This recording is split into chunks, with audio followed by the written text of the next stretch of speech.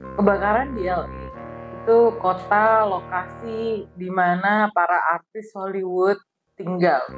Memang sangat memprihatinkan keadaan di sana karena memang hingga saat ini 16 Januari ya, itu korban yang meninggal itu ada 27 orang dan lebih dari 200.000 orang harus mengungsi. As people in Southern California face a sixth straight day of deadly wildfire, fire crews are once again scrambling to stop a wildfire. Michelle, I have never seen anything like this before. We were in front of this house not 20 minutes ago and it was standing and fine. Now it is gone.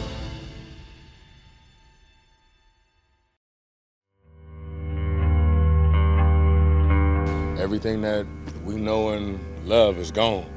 Not just this house, my whole city gone, man. The whole thing, like everything, my whole neighborhood, everything that I grew up to love and know is burnt up.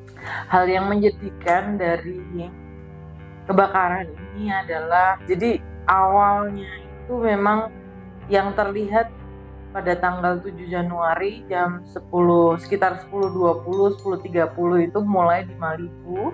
Seperti teman-teman ketahui, yang pantai yang dimana orang-orang tuh pengennya ke sana hura-hura tuh, terutama yang orang-orang cukup kaya gitu yang ada di sana. Cuman memang apinya itu mulai dari sana dan mereka secara bertahap mengungsi.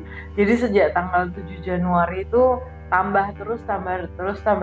Jadi kita seringkali kalau menghadapi bencana itu sekali terus, jadi jangka waktunya itu tidak sepanjang itu gitu ya. Jumlah luasan yang terkena kebakaran pun juga dia bertambah. Kebakaran itu tuh sudah mulai terlihat pada tahun baru gitu, dan itu disinyalir mulainya 6 hari sebelum tahun baru ini. Jadi memang sudah ada tanda-tanda gitu. Memang ini foto dianalisis oleh tim CNN berdasarkan foto satelit European Satellite Agency.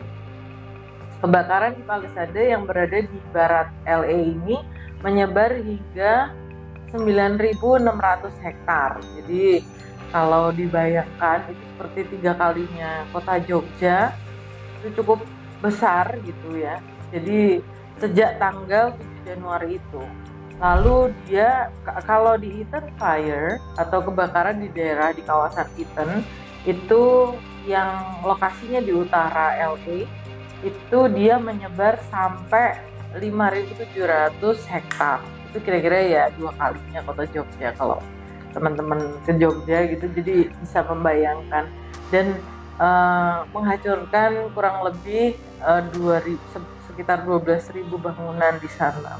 Jadi memang cukup banyak, bertahap dan merajalela gitu ya. Jadi kalau dengar ceritanya itu ya cukup sedih gitu. Dan lebih dari 1.000 petugas kebakarannya beroperasi di sana gitu. Terakhir 1.100, 1.500. Jadi ini berita berkembang terus. Sekarang pertanyaannya, kenapa kok kita bahas ini gitu? Kenapa kok penting gitu?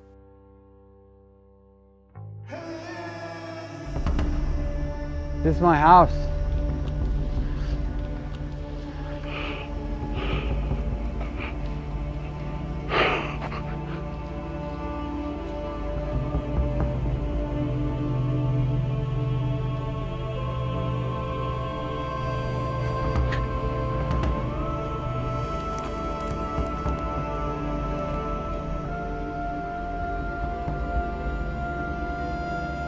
Kalau buat kita orang Indonesia itu sangat penting gitu, karena Indonesia cukup rawan terhadap bencana. Dan pembelajaran kita terhadap kebencanaannya ini sendiri gitu ya. Jadi Indonesia memang secara suhu Indonesia tuh cukup beda ya dengan apa yang terjadi di LA. Jadi jenis kebakarannya itu pun beda. Kalau di Indonesia ada karhutla, mungkin kalau di sana itu ada perubahan cuaca ekstrimnya mereka. Kalau di LA itu dia Santa Ana winds itu ada perubahan suhu yang ekstrim. Dampaknya terhadap Indonesia ya, yang pertama, walaupun jenis kebakarannya itu berbeda, tetap cara mitigasinya itu yang paling dipertanyakan. Bagaimana kesiapan masyarakat kita terhadap kerawanan terhadap bencana kebakaran. Sudah siapkah kalau Indonesia itu semaju LA gitu? Istilahnya gini, kalau secara finansial cukup, apakah kita tetap rawan seperti itu? Pertanyaannya. Karena selama ini kerawanan terhadap bencana itu alasannya karena uang, karena keterbatasan dana gitu. Saya rasa itu juga kurang tepat ya, karena ternyata yang di LA pun juga itu terjadi gitu.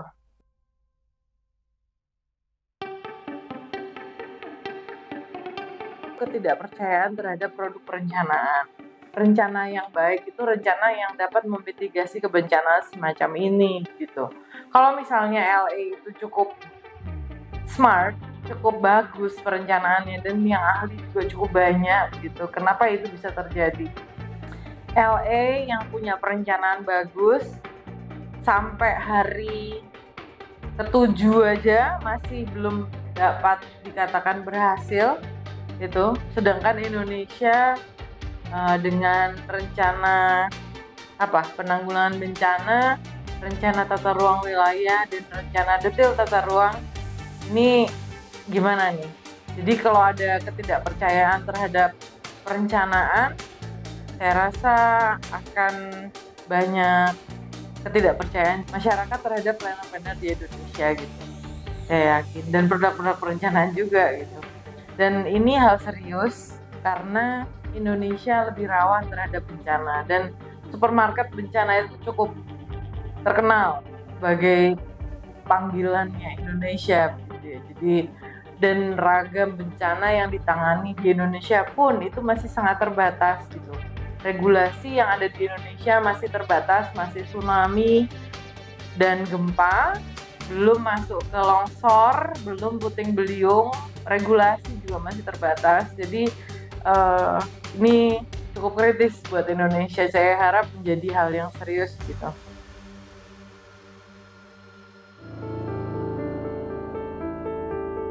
Lingkup perencanaan di Indonesia itu masih terbatas cara mengenalinya gitu. Mereka atau banyak para pihak yang baik itu di pemerintahan maupun banyak pihak-pihak di Indonesia yang melihat yang namanya perencanaan itu masih terbatas pada birokrasi, masih terbatas sama dokumen, masih terbatas pada tata kelola, masih terbatas pada politik, belum melihat seberapa penting pendekatan yang holistik, jadi yang menyeluruh gitu, yang melihat dari berbagai macam ilmu untuk masuk ke sini gitu, dalam satu produk perencanaan. Jadi ada cerita sih, salah seorang ilmuwan yang memang dia ahli dalam kebencanaan itu mendatangi seorang pimpinan.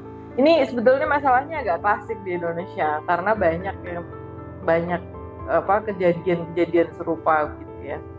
Jadi pemimpinnya ini mendapatkan informasi dari ilmuwan, dia bilang kalau berdasarkan data disinyalir akan terjadi bencana besar di daerah Bapak gitu ya. Jadi atau di daerah ini Ibu gitu ya. Jadi pada pemimpin.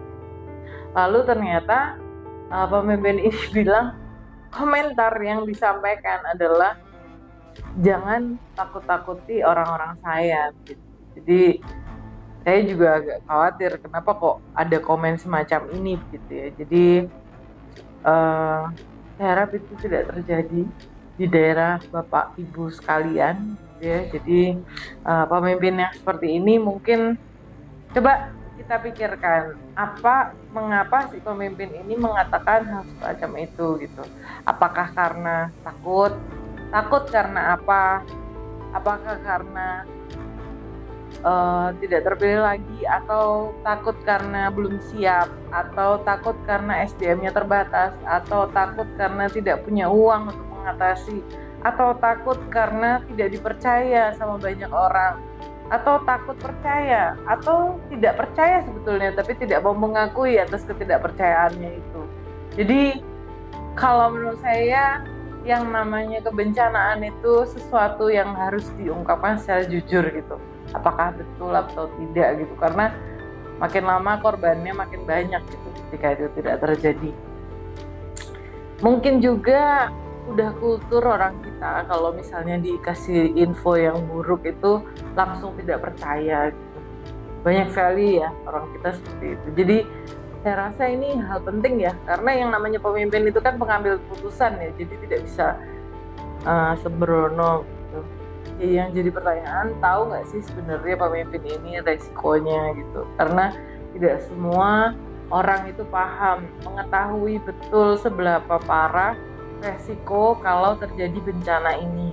Jadi untuk mengukur resiko pun juga sepertinya kita tidak masih belum terlatih untuk membaca resiko-resiko itu.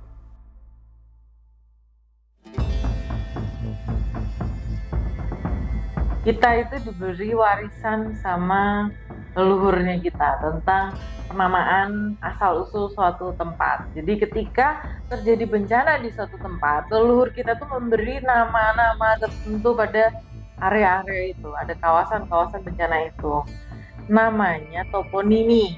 Toponimi adalah penamaan suatu tempat atau wilayah yang nama itu dikenal di bidang ilmu linguistik yang mempelajari tentang asal-usul pemanaan dalam suatu tempat atau wilayah yang berkaitan dengan sejarah dan budayanya gitu.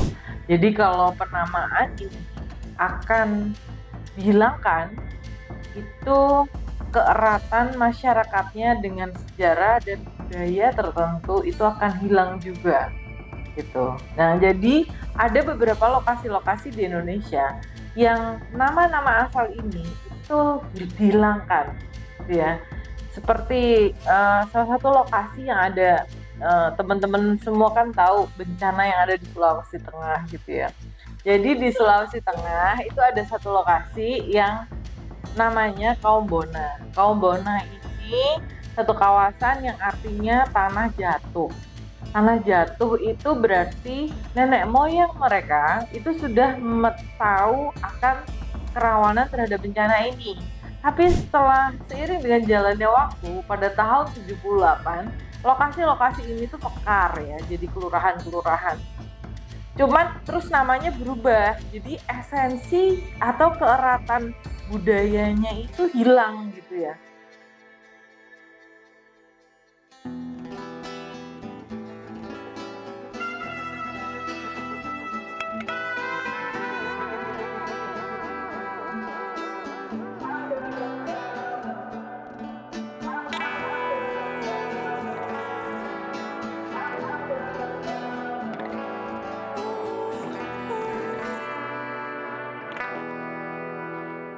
Oke, bicara tentang LA dan perencanaannya, lalu tentang kebakaran itu sendiri, itu saya rasa sangat menarik.